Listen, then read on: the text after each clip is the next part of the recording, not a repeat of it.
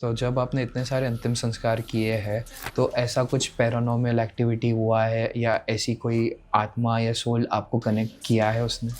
तो उसने बोला मैं पेमेंट लेकर आया था, बट उनका पत्नी भाई दोस्तों को क्या दिमाग घुमा, पैसों के चक्कर में लड़ाई हुई, उन्होंने जला के मार दिया। अब मेरे को रिवेंज लेना है, मेरे को मानना है वो दोनों को भी। या तो तू मार उनको या फिर मेरे को याद करे। ब्लैक मैजिक जैसी कोई चीज़ होती है क्या?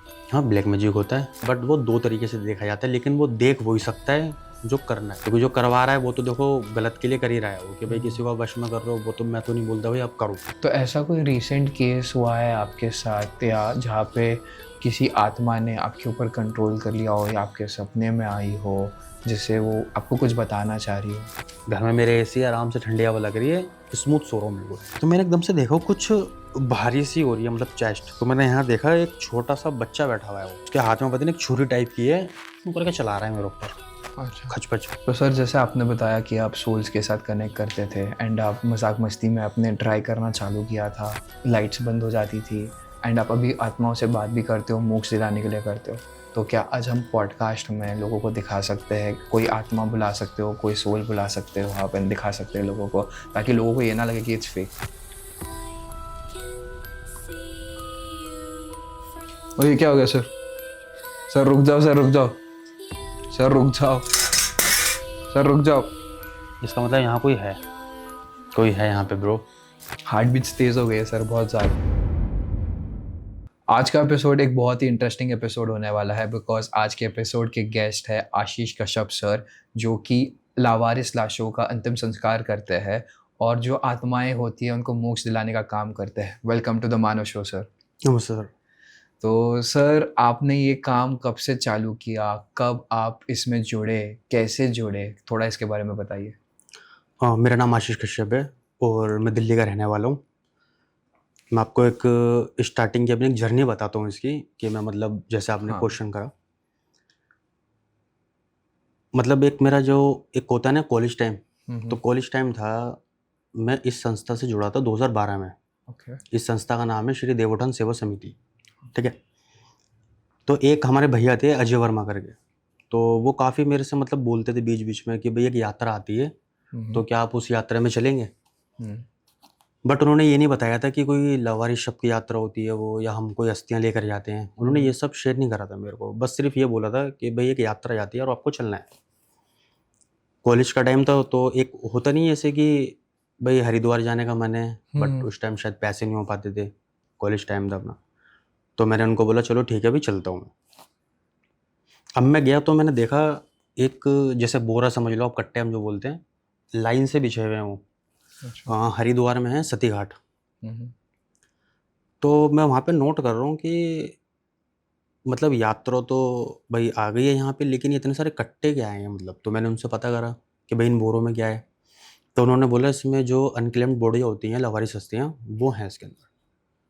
तो फिर मैंने थोड़ा सा दिमाग चलाया कि भाई जैसे मान लो सपोज़ हमारे घर का कोई शख्स या कोई बंदा ख़त्म होता है, तो उसकी इतनी सी होती है, मतलब हम एक कट्टे में ले जाते हैं, लेकिन यहाँ तो ढेरों की ढेर है। तो फिर मेरे को थोड़ा डाउट हुआ, मैंने बोला यार शायद पता नहीं झूठ ना बोल रहे हो कभी। लेकिन फिर हमारे हाथों से ही इन्होंने मतलब गंगा में प्रवाहित करवाई वो चीज़। अच्छा। मैंने ज़्यादा वो नहीं करा, मैं आ गया घर पर। फिर दूसरी साल भी उन्होंने ऐसे ही पूछा, फिर वही चीज़ हुई। तीसरे साल पता नहीं मेरे को क्या हुआ, मतलब 2014 के आसपास में, कि मेरे दिमाग में आई कि भाई ये लावारिस हस्तियाँ आती कहाँ से हैं? भाई हमारे जैसे एक बंदा ही आता है, थोड़ी होती हैं। तो मैंने उनसे अजय वर्मा से बात करी कि भैया ये बताओ ये हस्तियाँ आती कहाँ से?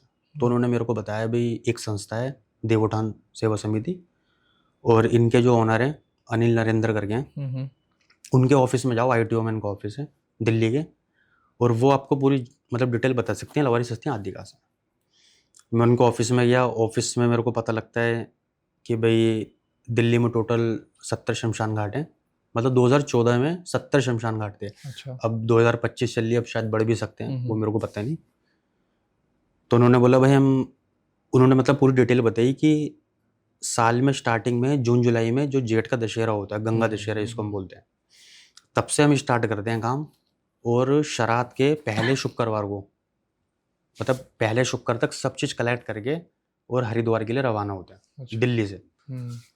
और मतलब पूरी मिनिस्ट्री वगैरह सब परमिशन देती है। और मतलब एक होता है ना, जैसे जैसे हम स्टेट में जाते हैं वहाँ की पुलिस भी वही सहायता करती है हम लोगों की।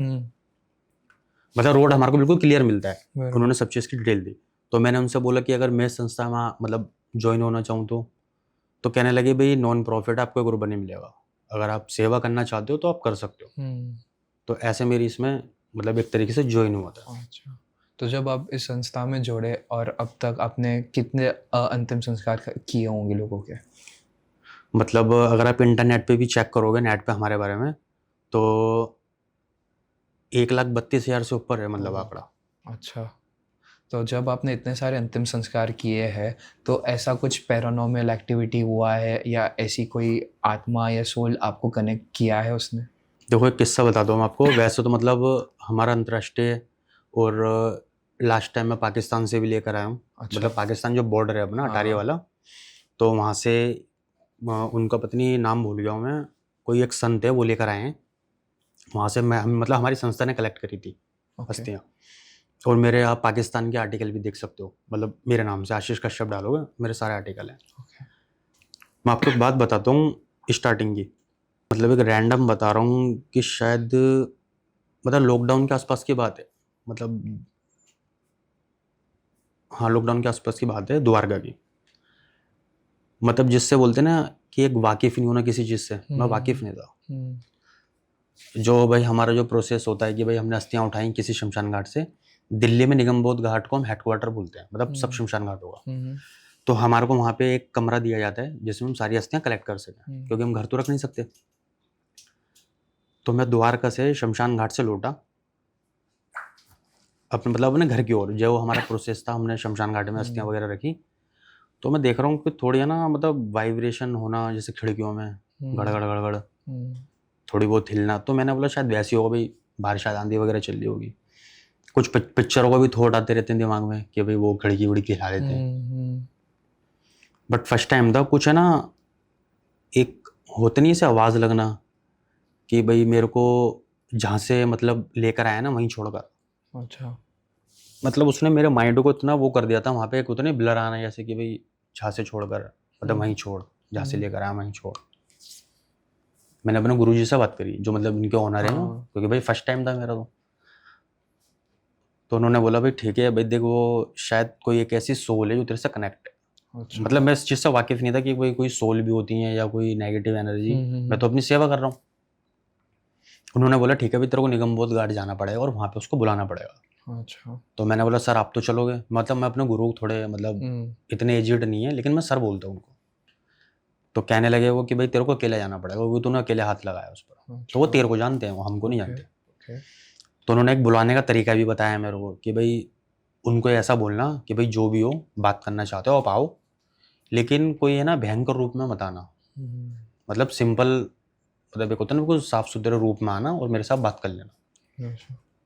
लेकिन एक बार को जिसको बोलते हैं भाई शॉर्ट होना बंदा, तो मैं अंदर जाके शॉर्ट हुआ कि भाई किसी आत्मा से बात करना बहुत बड़ी बात है। और कोई उस चीज़ का मेरे को वो भी नहीं, जिसको बोलते हैं भाई कोई ज्ञान हो या कोई किसी चीज़ का इल्म हो मेरे को। राइट।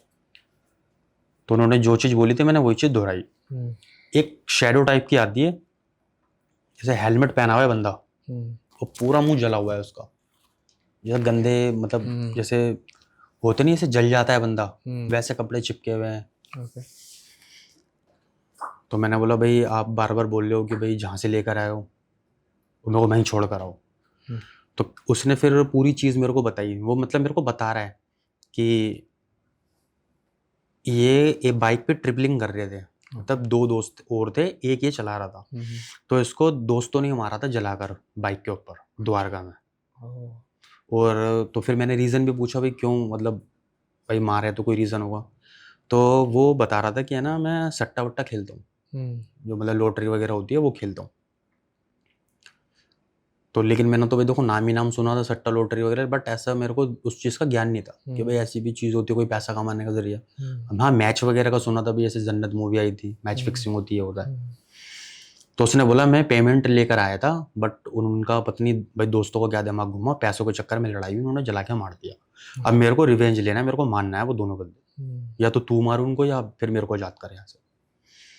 फिर मैंने थोड़ा सा उसको भाई एक होता नहीं ऐसे एक बच्चा, मैं भी एक बच्चा ही हूँ, तो मैंने समझाया वहाँ पर कि भाई देखो कर्मा के ऊपर बात करी, भाई जो जिसके साथ गलत करता है उसके साथ भी गलत होगा, लेकिन आप आत्मा को ऐसे कनेक्ट नहीं कर सकते हो कि भाई, क्योंकि वो रिवेंज लेती है सीधा, वो अब बात नहीं सुनती अपनी।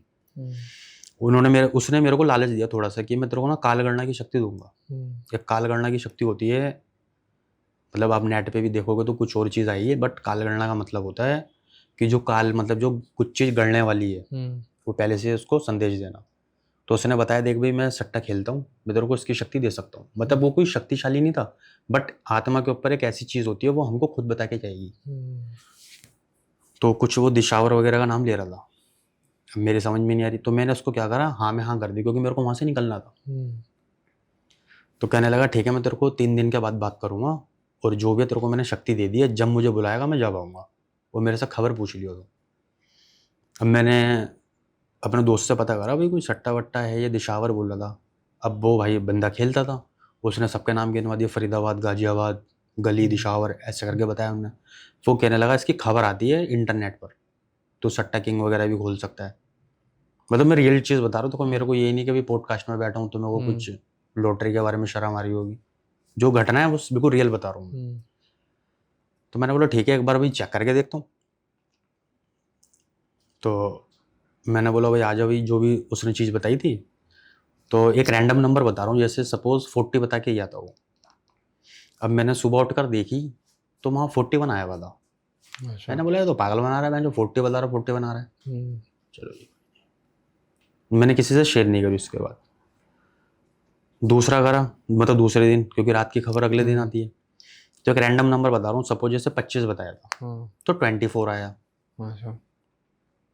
बोला बहन जो वहाँ 40 बताया 43 सही है, यहाँ 25 बता रहा 24, ये मतलब ऊपर नीचे कुछ कर रहा है, कुछ गपलेबाजी हो रही। तीसरी बार करा, फिर एक रैंडम बता रहा हूँ, जैसे 36 बताया तो 37 आ गया। फिर मेरे सामने आता है, कह रहा क्या पैसे ले नहीं पा रहा है तू? तो मैंने बोला भाई आप जो बताते हो ऊपर नीचे आ रहा है, मैं ऐसे कैसा भी बिलीव करूँ, कभी 24 बता रहे हो आप तो 25 आ रहा है। सिर्फ उन्होंने इशारा करा समझ इस चीज़ को। फिर मैंने उसको दोबारा बुलाया, तो मैंने 3 दिन के बाद नोट करी कि सीधे कान में जब बताता है ना तो नंबर बढ़कर आता है, और उल्टे कान में बताते हो तो एक नंबर घटकर आता है। तो मेरे को वो चीज़ कनेक्ट करनी थी, वो कौन से वाली चीज़ पे बैठ रहा है आकर। तो मैंने एक आध गेम भी खेला। तो मैंने स्टार्टिंग में एक होती नहीं 1000 रुपये डाल दिए, तो मुझे नहीं पता था 1000 के 90,000 मिलते हैं। और मेरा नंबर खुला और 40 नंबर खुला था। मेरे पे डिटेल भी है उसकी, अगर कोई बोलता है ना जी आप दिखाओ सट्टे का नंबर, मेरे मोबाइल में सब चीज़। अच्छा। तो मैंने मिला भाई 90,000 रुपये मेरे को प्रॉफिट हुआ। सट्टे वाला कहता भाई या तो कैश ले जाओ आकर, या ऑनलाइन लोगे तो किसी कंपनी के नाम से देंगे हम, मतलब भाई वो अपने उससे थोड़ी देगा पेटीएम वगैरह से। मैं 90,000 रुपये ले लिया। अब मैंने तो ले लिया, मेरे को अच्छे लगे पैसे वो, लेकिन मैं उसकी डीलिंग भूल गया था, उसने क्या चीज़ बोला था, या तो उसको मारेगा या मेरे को छोड़ेगा। मैं वो चीज़ भूल चुका था। एक होता नहीं ऐसे एक घमंड आ जाना, मेरे में वो चीज़ आ चुकी थी। लेकिन वो ये कि एक होता नहीं है जब अगर आप ज़्यादा अति कर दो तो उसका अंत ऊपर वाला करता है। लेकिन मैं भूल गया था कि भाई ऊपर वाला भी बैठा हुआ है। अब मैं जिसको बोलते हैं भाई मजे लेना 90,000 रुपये आया, मैं इधर उड़ा उधर ले। अब वो आया मेरे आगे, वो कहने लगा कि भाई मैं तेरे को मार रहा हूँ। अब मैं भी घबरा गया, मैंने कहा ऐसे कैसे मार देगा भाई। तो कह रहा या तो उसको मारने जा। तो कह रहा तूने 90,000 रुपये लिए वो किस लिए लिए, तेरे को उनको मार दे, मैं तेरे को रोज सट्टा बताऊंगा, रोज खेल चुपचाप से। अब मैंने बोला आशीष आप फंस चुके हो उस गेम के अंदर। मैंने गुरुजी से बात करी, मैंने बोला सर ऐसी ऐसी बात है और देखो मैंने पैसे भी कमाए। कहने लगे ठीक है मैं आता हूँ। जब वो वहाँ फील्ड में उतरे हमारे साथ, उन्होंने एक पोटली में बंद करा उसको बेवकूफ़ बनाकर। लेकिन ये वो जाते जाते मेरे को एक शराब दे गया था कि जो तेरी शक्ति जो है कालगणना की वो तो तेरे पास सदा रहेगी, लेकिन तो अपने लिए यूज़ नहीं कर सकता उसको। यूज़ करेगा जैसे किसी की बहन बेटी की शादी है, कोई गरीब है, मतलब तेरे को ऑटोमेटिक पता लग जाएगा बंदा गरीब है, इसके घर में शादी है, तो वहाँ पैसा दे सकता है उसको। वो मेरा फर्स्ट एक्सपीरियंस था। ओके।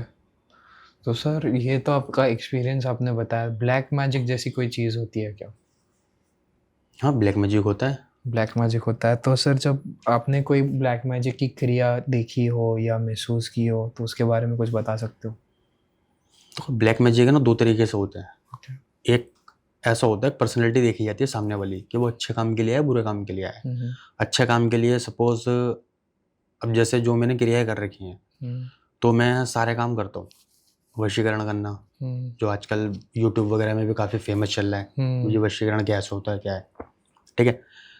और मेन चीज़ भाई किसी का तलाक है, प्रॉपर्टी, बहुत सारी, मतलब सबका समाधान है मेरे पास, ठीक है। तो मेरे को एक बंदे ने ये भी बोला कि भाई फिर आपको पुलिस क्यों नहीं वो करती हायर, अगर आप सब कुछ बता देते हो तो जो क्रिमिनल केस वगैरह हो रहे हैं उसमें क्यों नहीं मदद करते आप। तो मैंने उस चीज़ का भी जवाब दिया था पॉडकास्ट में, वो भी आने वाले टाइम में मैं वो भी क्लियर करूँगा। वो बहुत से बंदे होते हैं कमेंट करके जाते हैं, ठीक है। तो उसमें देखो, अब जैसे सपोज मेरे को वशीकरण करना है किसी पर, अब सपोज मेरे आ गया ये लड़की कि भाई मेरे को लड़का चाहिए वो, तो मैंने बोला अच्छा, मैंने बोला ठीक है जी भाई, मैं तो 1 रुपया लेता नहीं, बट भूख लगता है जो भाई देखो, जो वो सामान लेगा वो मैं आपसे लूँगा, जो है रियल, करवाना है करवाओ, नहीं तो घर बैठो। तो वो कहने लगी भाई कितने रुपये लगेंगे। अब सपोज रैंडम जैसे मान लो मेरा काम 32,000 से स्टार्ट होता है सारे, मेरा कोई 2,000 रुपये 4,000 रुपये लोलू वाला काम नहीं होता है मेरा, क्योंकि मेरा काम होता है गारंटेड जेन्युइन। तो इसी हमारे मेरी भाई एक बोलते ना ऐसे कि भाई सस्ता बंदा बार बार रोता रहता है लेकिन महंगा एक बार रोता है। सपोज एक लड़की आई, उसने बोला मेरे को लड़का चाहिए, मैंने बोला ठीक है जी 32,000 रुपये लगेंगे आपके। अब मुझे ये पता है कि वो लड़की झूठ बोल रही है सच बोल रही है, क्योंकि वो मुझे ही पता है वो, ठीक है। अब उसमें क्या है, अगर मान लो मैं लड़का दे देता हूँ, अब मुझे मालूम है वो लड़की ही खराब है, तो काम वही होगा लेकिन उसमें डबल चीज़ हो गई, मतलब अच्छा या बुरा। अब अगर मैंने लड़का दे दिया उसको तो वो तो वश में आ गया उसके, लेकिन उसकी ज़िंदगी ना खराब हो बंदे की, तो ये चीज़ भी देखना पड़ती है। तो मतलब ब्लैक मैजिक होता है, बट वो 2 तरीके से देखा जाता है, लेकिन वो देख वही सकता है जो करना है, क्योंकि जो करवा रहा है वो तो देखो गलत के लिए कर ही रहा है वो, कि भाई किसी को आप वश में कर रहे हो, वो तो मैं तो नहीं बोलता भाई आप करो, लेकिन मुझे 1% को लगता है कि हाँ भाई इस लड़के ने कुछ मतलब जैसे भाई फ़ायदा उठाया है किसी चीज़ का, वो इनकार कर रहा है, तो उसका काम मैं कर देता हूँ। और जैसे ना कामाख्या टेम्पल है आसाम में, वहाँ पे ब्लैक मैजिक के रिचुअल्स बहुत किए जाते हैं, एंड ऐसा बोला जाता है कि वहाँ पे जब मेला होता है एंड बहुत सारे रिचुअल्स किए जाते हैं ब्लैक मैजिक के बारे में, तो क्या ये सच बात है या ये फेक बात है? सच नहीं, देखो वो ऐसा होता है सर, उसके अंदर है ना क्रिया के ऊपर डिपेंड करता है कि आप किस चीज़ की साधना कर रहे हो। अब जैसे आजकल कर्ण पिशाचिनी वगैरह आप देखोगे यूट्यूब पे, सब जगह वही मिल रही है, बट ऐसा कुछ भी नहीं है। अब मेरे पास है भाई, कहना नहीं चाहिए, मेरे पास जैसे सपोज छाया पुरुष है, मतलब मैंने अपने आप को ही सिद्ध कर लिया। अच्छा। अब वो सामने वाला बुला रहा है, कोई लेडीज़ को सिद्ध कर रहा है, वो कोई अश्विनी वगैरह जो हो गई, तो सब ये नेगेटिव ऊर्जा सिद्ध कर रहे हैं, मैंने अपने आप को ही सिद्ध कर रखा है, मैंने अपनी शैडो को सिद्ध कर रखा है। अब तो मेरी बल्कि परछाई भी दिख रही है, पहले मेरी परछाई भी नहीं दिखती थी। बहुत सारे उसके अंदर रूल होते हैं, मैंने उसी को सिद्ध कर दिया, मेरे को दुनियादारी की खबर ला के देता है वो। अच्छा। कहने का मतलब है देखो, कामाख्या जो वो टेम्पल है वो डिपेंड मैन है कि आप काम कौन सा कर रहे हो, तभी आप। अब मैं नहीं जाता वहाँ पर क्योंकि मेरा कुछ ऐसा है नहीं, मतलब दर्शन के लिए जा सकता हूँ माता पे, बट मेरी कोई ऐसा वो नहीं है वहाँ पर। तो ऐसा कोई रीसेंट केस हुआ है आपके साथ, या जहाँ पे किसी आत्मा ने आपके ऊपर कंट्रोल कर लिया हो या आपके सपने में आई हो, जिससे वो आपको कुछ बताना चाह रही हो? नहीं, ऐसा तो देखो अक्सर होता है चलते रोडों पे। अच्छा। जैसे स्टार्टिंग में जैसे बोलते हैं ना, मेरे को जैसे दिखना स्टार्ट हुई थी चीज़ें, सुनना स्टार्ट हुई थी। जो मैंने आपको द्वारका वाला केस बताया था वो तो बंदा था। एक होता है ऑटोमेटिक दिखना सब चीज़ें। तो अपना ये दिल्ली का राजघाट है, तो मैं सारा काम करके ख़त्म करके मतलब अस्थि वगैरह रख कर अपने घर लौट रहा था। तो जैसे हम भाई बाइक में चला रहे हैं, तो मैंने यूँ करके थोड़ा सा, एक होते नहीं हम सीधे देखते हैं तो कुछ आसपास की चीज़ें भी नज़र आती हैं थोड़ी बहुत। तो मैंने देखा यूँ करके क्या ना, थोड़े बुजुर्ग टाइप के, बच्चे टाइप के साइकिल चला रहे हैं आसमान में। आसमान मतलब बिल्कुल टॉप फ्लोर नहीं बता रहा, मतलब जो बीच का लेवल होता है अपने, जो हम जितना हम देख सकते हैं। मैं गाड़ी चलाना, मैंने देखा यार कोई बुजुर्ग और एक छोटे बच्चे साइकिल कैसे चला रहे हैं ऊपर ही। मैंने ब्रेक मारा तो पीछे से एक वैगनार वाला आया, वो कह रहा भाई ना लाल बत्ती है ना कुछ, ऐसे कैसे ब्रेक मार रहे हो, सब ठुक जाएंगे तुम्हारे चक्कर में। मैंने बोला भाई साहब पता नहीं, ऊपर मुझे कुछ लगा, मेरे को ऐसा लगा कुछ बच्चा भागते हुए गए अभी आगे से, मैंने ब्रेक मार लिया। अच्छा। फिर मैं आ गया, गीता कॉलोनी तक पहुंच गया। और मैंने फिर देखा, फिर वही चीज़ें, मैं अपना घर चला गया। फिर मेरे को आवाज़ें आने लगी, जैसे भाई हम तेरे को ये देंगे, तू मेरा ये काम कर दे। मतलब सीधा कान बिल्कुल, एक बोलते ना हैंग हो जाना बिल्कुल ही, कुछ चीज़ आना सुना, चीखना, चमका दौड़ की आवाज़, चींटियाँ बिल्लियाँ, पता नहीं कौन कौन सी चटर पटर आवाज़ आ रही। मतलब वैसी आवाज़ आ रही थी जैसे एक, जैसे रिकॉर्डर वगैरह नहीं होते, जैसे एफएम टाइप का होता है, घर घर घर घर झंझन आवाज आ रही, क्योंकि मेरे को उनकी लैंग्वेज पता नहीं थी। फिर मैंने अपने गुरुजी से भी बात करी थी, पता नहीं गुरुजी मेरे को बच्चे बच्चे दिख रहे हैं, तो उन्होंने बोला तेरी आँख का पर्दा खुल गया है, मतलब एक होता है ना एक अलग दुनिया देखने के लिए। तो उन्होंने मेरे को फिर ऑफिस में बुलाया, उन्होंने एक स्विच करने की एक शक्ति दी। स्विच करने का मतलब एक मंत्र दिया। अब जैसे मैं आपके पास बैठा हूँ, आप नॉर्मल मेरे को देख सकते हो, मैं भी आपको देख सकता हूँ। अब जैसे मेरे को कोई चीज़ पता करनी है, भाई यहाँ कोई आसपास है, तो मैं तुरंत स्विच करूँगा अपने आप को, तो मेरे को पीछे जो हरकत हो रही है वो मैं देख सकता हूँ। अच्छा। तो वो चीज़ भी उन्होंने दी। तो फर्स्ट टाइम का वो है कि जो मेरी आंखों का पर्दा वगैरह जिसको हम बोलते हैं, मतलब हिंदी लैंग्वेज में, वैसा खुला था। और आपका क्वेश्चन यह था कि भाई कुछ ऐसा कोई सोल कनेक्ट हुई नहीं हुई, तो जो मेरा पर्दा खुला था, उसके बाद चलते रोड पे आवाज़ें आना, तभी उन्होंने मेरे को मंत्र दिया था कि बंदा परेशान ना हो हमारा। लेकिन एक ऐसा होता नहीं है कि एक अपन अंदर भी एक होती है, जैसे भाई गंदी लैंग्वेज में बोलूँ, खुजली होना, कि भाई परखना हर चीज़ को। तो मैंने बोला यार कुछ हो सकता है, जैसे मान लो मैं अपने घर में क्या खेल करने लगा, यार ये लाइटें जल्दी है, बंद हो जाओ।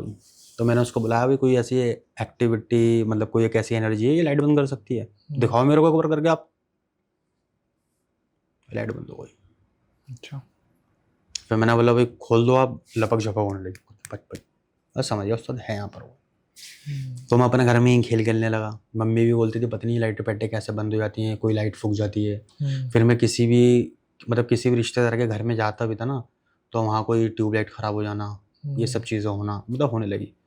फिर मैंने गुरुजी से भी बात करी थी कि पता नहीं क्यों हो रहा है, तो उन्होंने फिर मेरे को वही वाला मंत्र बोला था कि आप इसको वो मत करो, कि भाई आप किसी को बुला रहे हो, परेशान कर रहे हो, या तो आप उससे काम लो। तब मेरी आंखें खुली थी, मेरे को मतलब मैं काम भी ले सकता हूँ उनसे। तब मैंने कहा सोल कनेक्ट भी करी, भाई आप मेरा क्या काम कर सकते हो। तो उन्होंने बोला कि भाई तू ये काम कर दे मेरा, और मैं तेरा ये काम कर दूंगी। लेकिन फिर मैं थोड़ा सा पीछे भी हटने लगा, क्योंकि एक होता ना हर चीज़ से खेला भी नहीं आता। या तो आप भाई, या तो मैं उस काम के अंदर धुरंधर हूँ बहुत बड़ा, कि मैं सारी आत्माएं संभालने का दम रखता हूँ, तो उसके अंदर मैं घुसूँ। लेकिन मैं काम उतना करता हूँ जितना मेरे को आता है। मैं पहले कनेक्ट कर लेता हूँ, मतलब मैं क्या कनेक्ट करता हूँ, वो ऑटोमेटिक मेरे को कनेक्ट करते हैं। जैसे आसपास यहाँ पे कोई एक्सीडेंट हो गया, तो वो ऑटोमेटिक कनेक्ट होंगे मेरे से कि भाई हम ऐसे मर गए हैं, आप मेरी मदद कर सकते हो। तो वो मेरे अपना ऑर्डर है वो, कि मैं उसको स्विच करूँगा कि हाँ चल तू मेरे साथ चल, मैं तेरा ये काम करता हूँ। ओके। नहीं तो वो जा रही है तो वो चली जाएगी। तो सर जैसे आपने बताया कि आप सोल्स के साथ कनेक्ट करते थे एंड आप मजाक मस्ती में आपने ट्राई करना चालू किया था, लाइट्स बंद हो जाती थी, एंड आप अभी आत्माओं से बात भी करते हो, मोक्ष दिलाने के लिए करते हो। तो क्या आज हम पॉडकास्ट में लोगों को दिखा सकते हैं, कोई आत्मा बुला सकते हो, कोई सोल बुला सकते हो आप एंड दिखा सकते हैं लोगों को, ताकि लोगों को ये ना लगे कि इट्स फेक? नहीं फेक नहीं, देखो मैं तो सीधी बात करता हूँ, देखो मेरे को लोगों से तो देखो कोई मतलब है नहीं। अब वो भाई ऑडियंस बोलेगी भाई मतलब नहीं है तो भाई क्यों ऐसा पॉडकास्ट कर रहा है, कहने का मतलब है वो हमारी दुनिया की नहीं है। भाई हमारी दुनिया में हो तो चलो मैं उनको कुछ दिखाऊं भी, लेकिन ये कि भाई देखो आप अगर बोलते हो भाई थोड़ा बहुत जैसे लाइट वाइट वो कर देना, तो मैं देखो एक इजाज़त मांगूंगा उनसे, अगर वो करेंगे तो मैं कर सकता हूँ, क्योंकि उनका देखो मेरे को भोग देना होता है। अब मैं हर कोई भाई किसी के आगे मान लो कोई टेलीकास्ट हो रहा है, कुछ हो रहा है, तो वो उनके लिए नहीं बनी हुई, क्योंकि उनकी एक अपनी दुनिया है। लेकिन मैं थोड़ा बहुत कनेक्ट करने की कोशिश करता हूँ, अगर आसपास कोई होगा तो वो मेरे को जवाब दे के जाएगा कि हम यहाँ हैं, वो कर सकता हूँ। ठीक है, वो ट्राई करते हैं।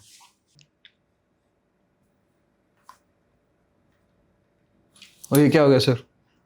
सर रुक जाओ, सर रुक जाओ, सर रुक जाओ, सर रुक जाओ। इसका मतलब यहाँ कोई है।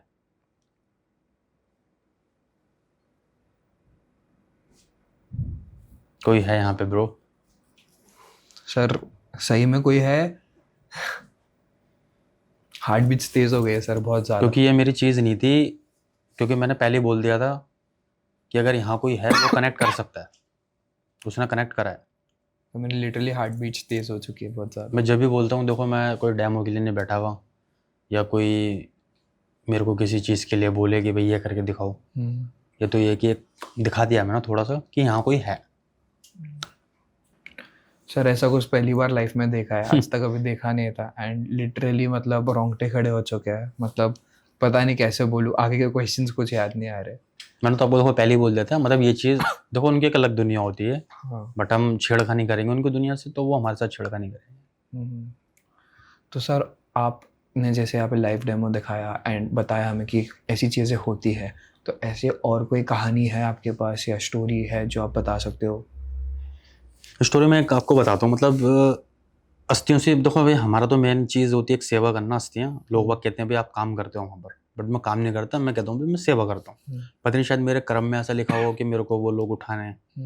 क्योंकि आप ये देखो, लवारिस का मतलब होता है एक ना बड़ा गंदा वर्ड है एक लवारिस, कि मतलब जिसका कोई नहीं होता, ठीक है। लेकिन हम लोग क्या बोलते हैं भाई, पिक्चरों में भी सुना होगा आपने कि जिसका कोई नहीं होता उसका खुदा होता है या भगवान होता है। तो हम भगवान नहीं मानते अपने आप को, क्योंकि एक, जैसे मैं आपको एक छोटा सा एक बताता हूँ एग्जांपल, कि जैसे आपके घर के कोई बड़े मेंबर हैं जो ख़त्म हो चुके हैं, तो वो आपके लिए क्या होंगे, पितृ। तो आप तो उनकी पूजा कर रहे हो, लेकिन मेरे लिए कौन है वो, एक तरीके से नेगेटिव सोल, एक भूत है वो। अब मैं आपके दादा हो गए या परदादा हो गए, अब मैं उनको बोलूँगा भाई भूत है, तो आप कैसा रिएक्ट करोगे इस टाइम कि भाई तू गलत बोल रहा है।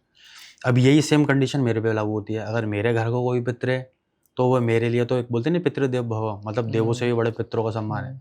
तो भाई मेरे लिए तो वो पितृ है वो, लेकिन आपके लिए भूत है वो। ये चीज़ समझना बहुत ज़रूरी है। तो जो ये लवारिस वाला टैग है भाई, हम वहाँ जाते हैं, हम जैसे उनको हाथ लगाते हैं तो ऑटोमेटिक हमारे पत्नी एक क्या होता है, जैसे एक सॉफ्ट हार्ट होना, कि मतलब रोना भी आ जाता है कि पत्नी यार इनके मतलब घर में बच्चे थे, क्योंकि हम उनकी शनाख्त नहीं कर पाते कि वो बुढ़ा है, बुजुर्ग, कोई किन्नर भी हो सकती है उसके अंदर, कोई बच्चा भी हो सकता है, कोई लेडीज़ भी हो सकती है। हमें कोई किसी चीज़ नहीं है, हमें सिर्फ हस्तियाँ मिलती हैं। अब मैंने उठाई, कंधे पे रखी, वो सीधा घाट के मतलब घाट मतलब जो कमरा मिला वहाँ रख दी। अब जो उसमें से अच्छी सोल होगी जो मोक्ष चाहती है मेरे से कि भाई मुझे हरिद्वार जाना है, वो मुझे छेड़ती नहीं है। उसको पता है कि वो लेके जाएगा। अब जो नेगेटिव है, जिसको रिवेंज लेना है किसी चीज़ से, तो वो मेरे से डायरेक्ट बात करेगी अगले दिन कि भाई तू मेरे को लेकर आया है या मेरे को साथ कुछ दुविधा कुछ करना। लेकिन ये जो अच्छी सोल है ना, वो मेरे को वहाँ प्रोटेक्ट करती हैं कि भाई ये तो हमें मोक्ष दिलवा रहा है, तो इसको क्यों छेड़ रहा है। वो आपस में फाइट करते हैं। लेकिन एक होता है ना, जैसे कि शेर को भी सवा शेर मिलता है, तो उसमें भी एक से एक कैटेगरी के बंदे होते हैं। लेडीज हो गई कि भाई उसकी वजह से मेरी जान गई है, मुझे नहीं पता इसने कैसे उठाया मेरे को, ये कौन होता है मोक्ष दिलवाने वाला। अब लेकिन जो दूसरी बेचारी बुढ़िया है, वो सोच रही है मेरा तो बेटा ही नहीं आया, ये किसी का बेटा, यही मेरा बेटा बन गया। कौन सी हमने इसके नाम विल कर रखी है किसी की। जितनी भी हस्तियाँ हैं वो कोई कुछ छोड़ के थोड़े गए मेरे लिए, लेकिन फिर भी काम कर रहा हूँ मैं, मेरे को क्या प्रॉफिट हो रहा है वहाँ से। लेकिन एक सेवा है मेरे अंदर, पता नहीं क्या महादेव का वो है, कर रहा हूँ मैं सेवा। ये तो लोग बाग कहते हैं भाई शायद आपको पैसे मिल होंगे, मैं ये नहीं कहता, बल्कि हम तो खुद पैसे लगाते हैं वहाँ पर संस्था के लिए अपने। और आप मेरे कोई भी पॉडकास्ट चेक कर लेना, मैं कहीं पे अपना बार कोड नहीं छापता कि हमारी संस्था को आप डोनेट करो। ऊपर वाले ने हमें इतना सक्षम कर रखा है कि हम खुद चलाते हैं ये चीज़। तो यही चीज़ का जो मैं बता रहा हूँ ना, एक ही प्रोसेस कि भाई हमने वहाँ रखा और मैं घर आया, तो मैं एक देखता हूँ, मतलब मैं ऐसे घूम करके सो रहा हूँ आराम से, घर में मेरे एसी आराम से ठंडी हवा लग रही है, स्मूथ सो रहा हूँ बिल्कुल। तो मैंने एकदम से देखा कुछ भारी सी हो रही है, मतलब चेस्ट। तो मैंने यहाँ देखा एक छोटा सा बच्चा बैठा हुआ है वो। अब मुझे बच्चा ये नहीं पता कि वो लड़का है या लड़की है, छोटा बच्चा है बस। उसके हाथ में पता नहीं एक छुरी टाइप की है, वो करके चला रहा है मेरे ऊपर खचपच। बोला भाई ये क्या सीन है। मैंने यूँ करके मेरी आंखें चल रही हैं। अब ऐसा नहीं कि मैं सब कुछ जानता हूँ, लेकिन एक नई चीज़ आती है ना, तो मेरे समझ में नहीं आती फिर। बोला यार ये बच्चा पता नहीं कौन है। ठीक है जी चलो, मैंने लाइट खोली, सब चीज़ का है। मैंने बोला यार शायद हमारे साथ तो होता रहता है, रेगुलर चीज़ है, हटाओ। अब वो फिर बच्चा मेरे यहाँ बैठा हुआ, उस टाइम वो चाकू नहीं चला रहा था, तो उसकी मम्मी थी, वो घूम रही थी। अब मम्मी मेरे को कैसे पता लगी, उसके लंबे बाल थे, चल रही यूँ करके। अब मेरे को जो भाई मंत्र वगैरह ये होते हैं, तो मैंने उनसे कनेक्ट करा कि भाई आप भाई यहाँ क्यों घूम रहे हो। तो वो बच्चे को यूँ कह रही है कि ये भैया जहाँ से लेकर आए ना, इनके घर में मत चल, वहीं रहे। मैंने अपने सर को बताई, सर ऐसे ऐसे बात है भाई, एक होता है ना, इसे गुरु को भी बताना है। ऐसा नहीं कि भाई मेरे को सारी चीज़ आती हैं तो मैं अपना आप ही धुरंधर बन जाऊँ। तो एक ऐसा होता है, गुरु के कान में भी डालना ज़रूरी होती है। मैंने बोला सर ऐसी ऐसी चीज़ हुई है मेरे साथ। तो कह रहे ठीक है शमशान घाट जाओ पता करो। तो मैंने बोला भाई ये बच्चा एक मतलब आ गया है मेरे घर में, क्यों घूम रहा है, क्या चाहिए उसको। तो फिर मेरे को बच्चे को फ्रॉक टाइप की दी, हल्की सी जैसे स्कर्ट टाइप होती है। तो मैंने बोला भाई आप लोग जैसे मरे कैसे हो, बच्चा भी है और माँ भी है, तो दोनों मरे हैं, तो कुछ ना कुछ घटना हुई है। तो पता नहीं नोएडा वगैरह में कोई कंस्ट्रक्शन का काम चल रहा था बिल्डिंग में, खैर वो पूरी बात नहीं बताते, वो सिर्फ एक थोड़ा सा दृश्य दिखाते हैं कि भाई ऐसे ऐसा हमारे साथ घटना हुई। तो उसमें उन्होंने बताया भी और थोड़ा बहुत दिखाया भी कैसे, कि जैसे होते नहीं, जैसे बेलदार टाइप होते हैं, तो वो मतलब जैसे बच्चों को यहाँ बांध लेते हैं साड़ी, मतलब साड़ी चुन्नी में नहीं बांध देते लपेट के, तो वो एक तसला टाइप होता है, उसमें कुछ मलबल वो भरा हुआ। तो पता नहीं 16वीं या 15वीं मंजिल पे थी वो। उस टाइम जब बनती लिफ्ट का तो होता नहीं है उनका, तो वो ऊपर ही खड़े रहते हैं, उससे खींचते हैं वो सीमेंट भी। तो कोई पता नहीं ठेकेदार था, कोई गलत उसके माइंड में हो गया हो कि भाई मैं तेरे को पैसे दे रहा हूँ, कुछ मेरे साथ कर ले। अब वो बेचारी पीछे गई तसले लेके, उसका पैर ऐसा रपटा, वो नीचे ही बच्चे समेत ही लेके गिर गई। अच्छा। वो बच्चा भी ऑन द स्पॉट खत्म हो गया, जब चारा बंधा हुआ था खुद की भी डेथ हो गई। तो फिर हमने बोला भाई अब क्या चाहते हो आप, कहने लगे हम तो भाई मोक्ष चाहते हैं और हम किसी को तंग नहीं करना चाहते, बट ये कि भाई देखो जो है। फिर हमने भी थोड़ा उनको समझाया, क्योंकि हम आत्मा को सिर्फ समझा सकते हैं हल्का फुल्का, क्योंकि वो हमारी बात सुनती नहीं है। और सबसे बड़ी बात ये होती है कि आत्मा को ना आप ज़्यादा देर कनेक्ट नहीं कर सकते।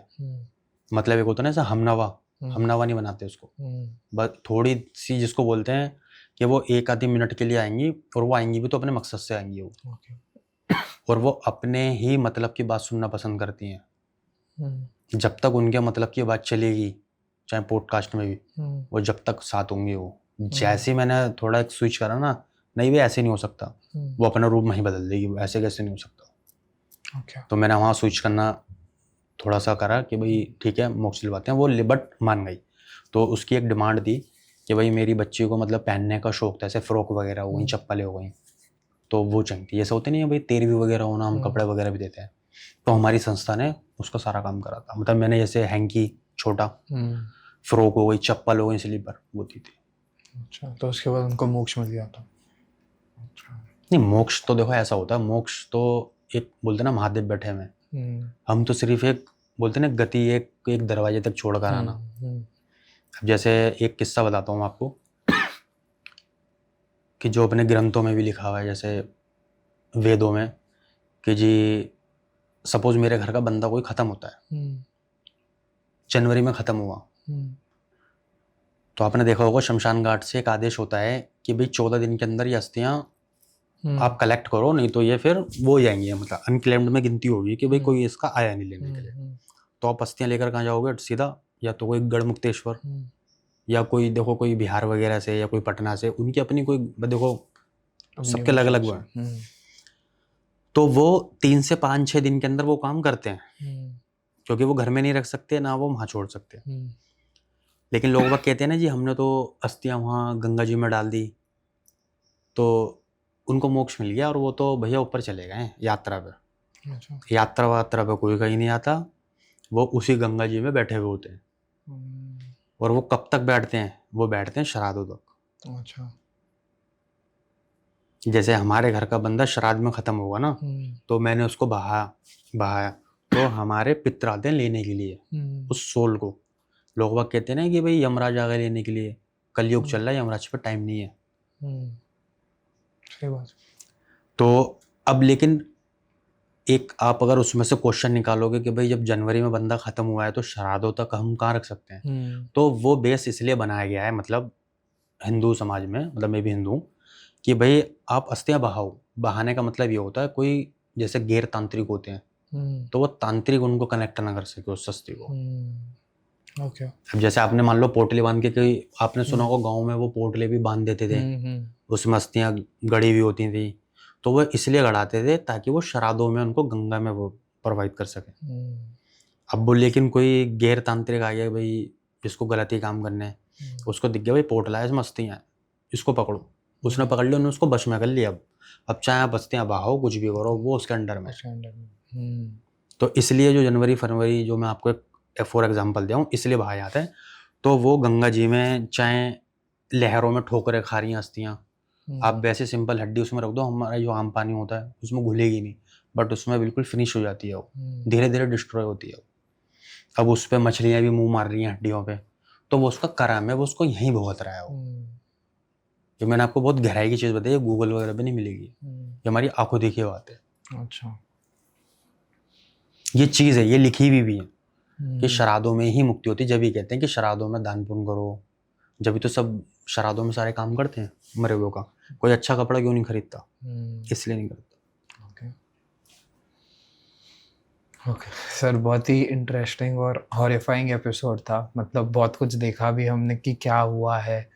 एंड थैंक यू, आपने इतनी इन्फॉर्मेशन बताई उनके बारे में जो चल जा चुके हैं। Thank you so much for the opportunity. Thank you so much sir.